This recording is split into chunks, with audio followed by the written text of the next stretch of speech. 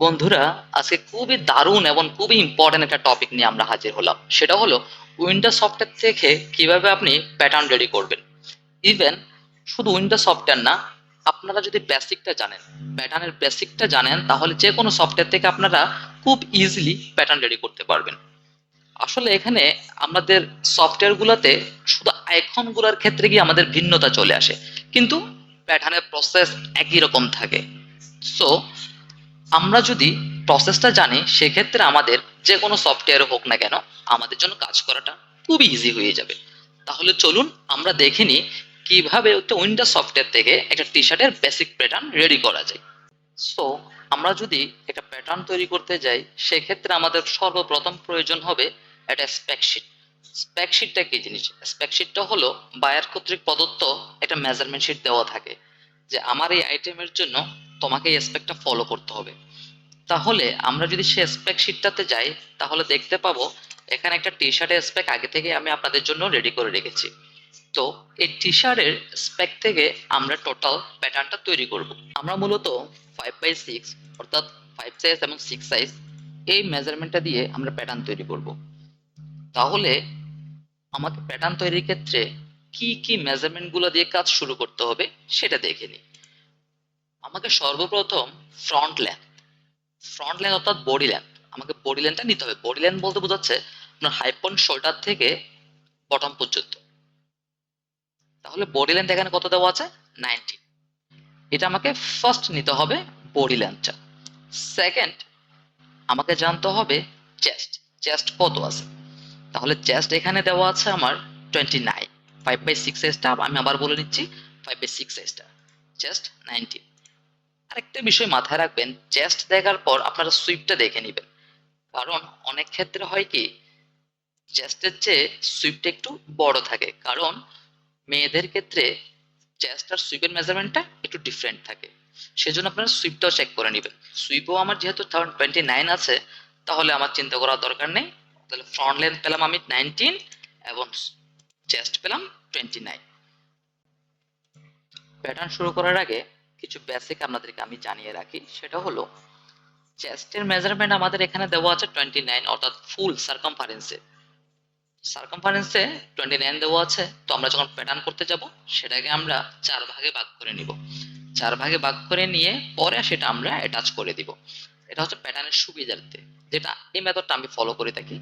তো এক একজন এক এক নিয়মে করে। সো আমি বেসিক্যালি এইভাবে করলে আমার কাছে ইজি লাগে বিষয়টা। তাহলে 29কে যদি আমি ভাগ করে নিই, তাহলে কি দাঁড়ায়? 29কে আমি 4 ভাগে যদি ভাগ করে নিই, সেক্ষেত্রে আমার দাঁড়ালো 7.25। অর্থাৎ চেস্টের মেজারমেন্ট আমি 7.25 ইঞ্চ দিয়ে প্রথমে প্যাটার্ন করা শুরু করব। এবং ফ্রন্ট লেন্থ আছে আমার কাছে 19 ইঞ্চ। তাহলে এখন আমি আমার সফটওয়্যারে চলে যাই। প্রথমে আমাকে রেক্টেঙ্গেল নিতে হবে। তাহলে আমি রেক্টেঙ্গেলটা কিভাবে নিব? প্রথমে আপনি রাইট বাটনে ক্লিক করবেন। রাইট বাটনে ক্লিক করার পর এখানে দেখেন রেক্টেঙ্গেল, এটা কার্সার চলে এসেছে। তাহলে আমি রেক্টেঙ্গেলটা যদি আমি নিই, লেফট বাটনটা ক্লিক করে হালকা ছেড়ে দিবেন। হালকা ছেড়ে দিয়ে যে কোনো একটা পয়েন্টে গিয়ে আবার লেফট বাটনটা ক্লিক করবেন। তাহলে এখানে আপনি কি দেখতে পাচ্ছেন? প্রথমে দেওয়া আছে, এটাকে আমরা লেন্থ পোর্শন, এবং নিচেরটা হচ্ছে যেটা ভার্টিক্যালি দেওয়া আছে সেটা হচ্ছে আমার চেস্ট পোর্শন। তাহলে এই লেন্থ পোর্শনে আমার পেয়েছিলাম কত? 19 ইঞ্চ। এবং চেস্ট পোর্শন আমি ভাগ করে নিয়েছিলাম 7.25। তাহলে আমার বডি লেন্থ 19 ইঞ্চ এবং চেস্ট 7.25 বসাই দিলাম। তাহলে মোটামুটি আমার একটা ফিগার আউট হয়ে গেল। এটার মধ্যে দিয়ে আমাকে এখন কাজ করতে হবে। এরপর আমাকে যে মেজারমেন্টটা নিতে হবে সেটা হলো নেক উইথ। এখানে আমার নেক উইথ আছে বি নাম্বার পোর্শনটা, আপনারা যদি খেয়াল করেন, তাহলে এখানে নেক উইথটা আছে আমার 614, অর্থাৎ 6.25 ইঞ্চ। 6.25 ইঞ্চ হলো আমার এই জায়গা থেকে ঠিক এই জায়গা পর্যন্ত।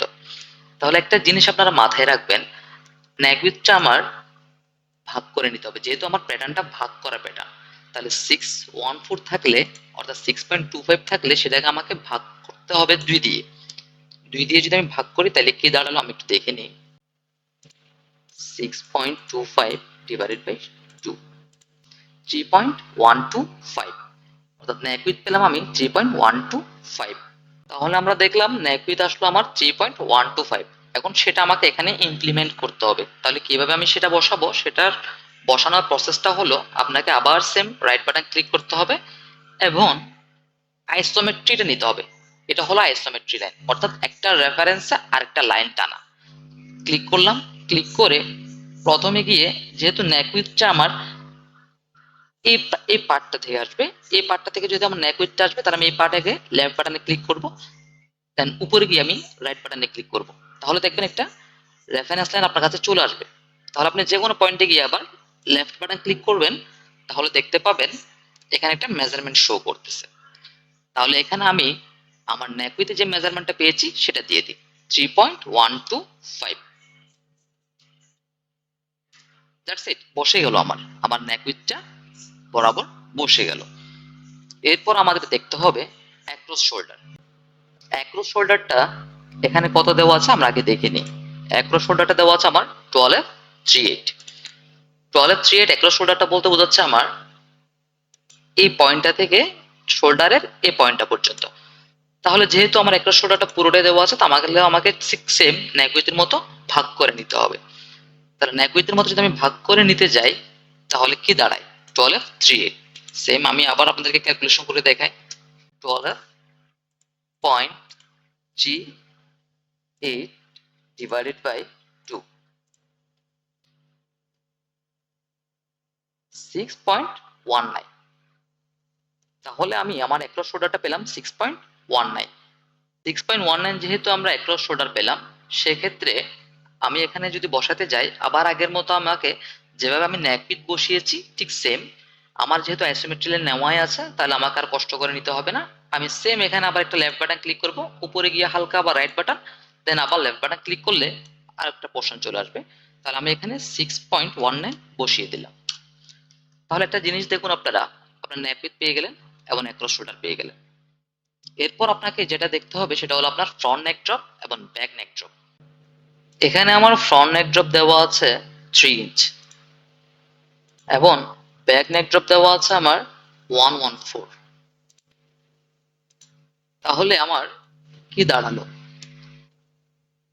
ফ্রন্ট নেক ড্রপ হাইপন শোল্ডার থেকে সিম পর্যন্ত, হাইপন শোল্ডার থেকে সিম পর্যন্ত, অর্থাৎ এখান থেকে আমার এই পয়েন্টটা থেকে শুরু করে এতটুক এসে আমার এতটুক পর্যন্ত, এটা আমার 3 ইঞ্চ।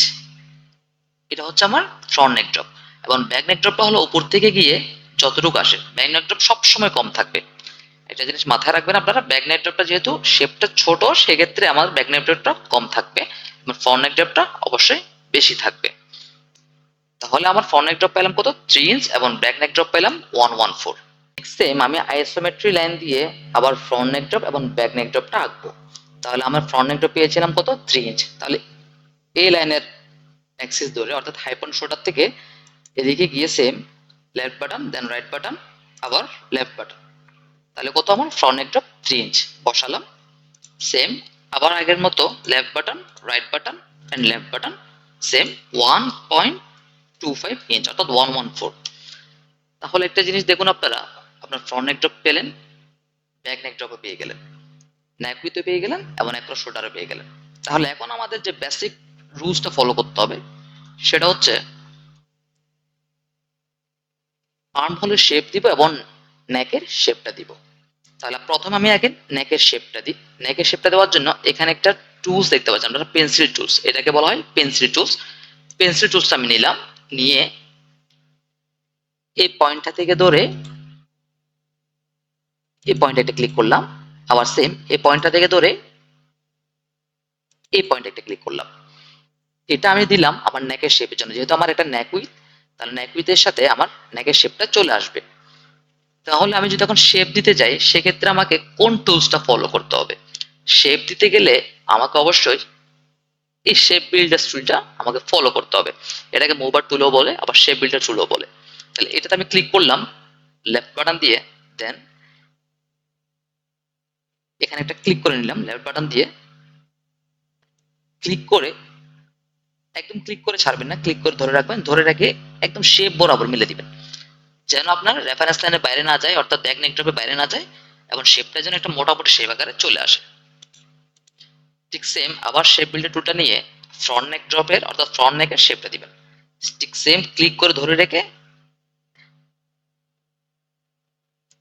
দিয়ে দিলেন। এখানে গিয়ে হালকা করে আবার লেফট বাটন দিয়ে ক্লিক করে দিবেন, ছেড়ে দিবেন। বাইরে গিয়ে আবার রাইট বাটন ক্লিক করলে এটা অ্যাডজাস্ট হয়ে যাবে।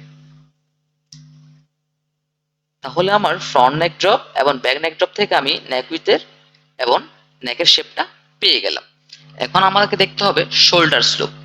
শোল্ডার স্লোপটা নিব আমি যেখানে আমার নেকের পয়েন্টটা শেষ হয়েছে সেখান থেকে আমি শোল্ডার স্লোপটা নিব। তাহলে শোল্ডার স্লোপটা কত আগে দেখে নিই আমরা।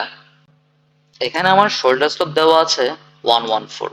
শোল্ডার স্লোপটা হলো মূলত এই পয়েন্টটা থেকে শুরু করে হাই পয়েন্ট শোল্ডার থেকে শুরু করে এই শোল্ডার পর্যন্ত এসে এখানে গিয়ে আপনার এটা ঢাল আকারে তৈরি হয়, এটাকে মূলত শোল্ডার স্লোপ বলে। আমি তো ডিটেলিং এ যাব না, তারপর আপনাদের বোঝার সুবিধার্থে বললাম। শোল্ডার স্লোপ আমার পেলাম 114।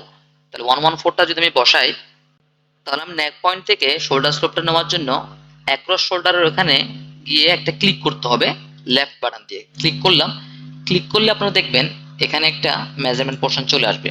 তাহলে সেখানে আমি বসাই দিব শোল্ডার স্লোপের মেজারমেন্ট 1.25 অর্থাৎ 114। অর্থাৎ ব্যাক নেক ড্রপের যে রেফারেন্স লাইনটা সেটার সাথে আমার শোল্ডার স্লোপটা বরাবর মিলে গেল। তাহলে আমি ওকে দিলাম, ওকে দিয়ে বাইরে আমি আবার রাইট বাটন ক্লিক করলে এটা অ্যাডজাস্ট হয়ে যাবে। তাহলে আজকে আমরা front neck drop, back neck drop, neck with, across shoulder এবং শোল্ডার স্লোপ এই বিষয়গুলো সম্বন্ধে জানলাম। পরবর্তী পার্ট 2তে আমি আপনাদেরকে বাকি যে পার্টটুকু আছে সেটা দেখাবো। যেহেতু ভিডিওটা অনেক বেশি বড় হয়ে যাচ্ছে সেহেতু আমরা পার্ট বাই পার্ট এই জিনিসটাকে আমরা শেখার চেষ্টা করব। তাড়াহুড়া জিনিস কোনো কিছুই ভালো না। সো আমরা ধীরে ধীরে শিখি, এতে করে আমাদের বিষয়টা অনেক বেশি কনসেপ্টটা মাথায় থাকবে। সো আজকের জন্য এতটুকুই, ভালো থাকবেন সবাই।